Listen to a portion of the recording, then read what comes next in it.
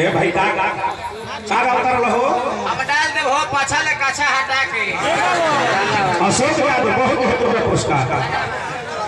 Ashok Yadav Ara engineer निर्भय सिंह जी बहुत रुपये पुरस्कार हार्दिक हार्दिक स्वागत बा अभिनंदन बा बेहद सम्मान बन रहा ए भाई काहे बोलता रहो अरे ब्यास है या सही ब्यास वालो तारा लोग प्रोग्राम चलेला जरूर साटा होला मेन माइक मिलेला कवना प्रोजन में गावे लोग ये नचनिया चुदावेली अच्छा ये भाई तो बड़ा होती राजनी छूटो ना हाय वो दिन महासंग्राम ये पिछलुआ बाबा बोले अरे बजरंग बली होली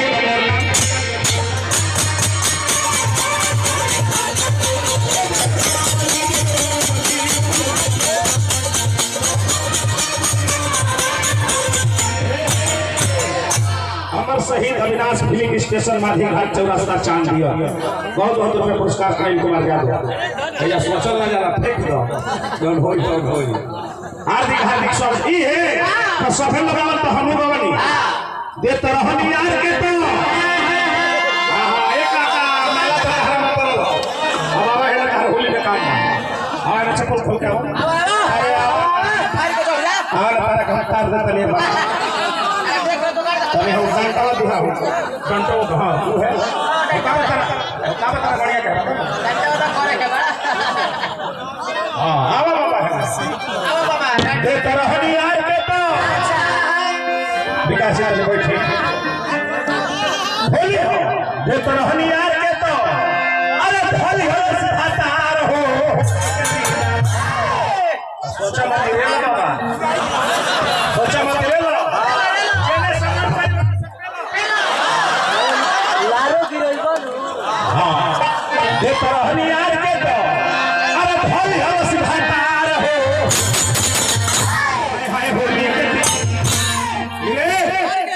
हमारी के फल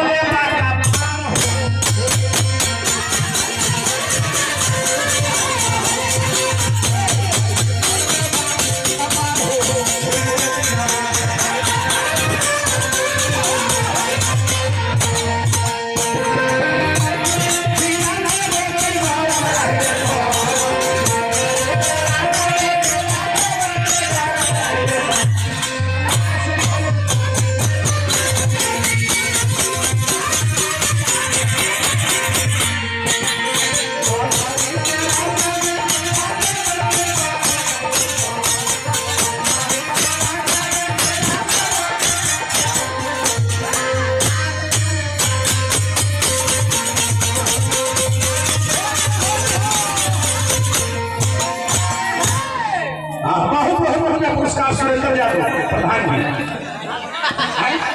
प्रधान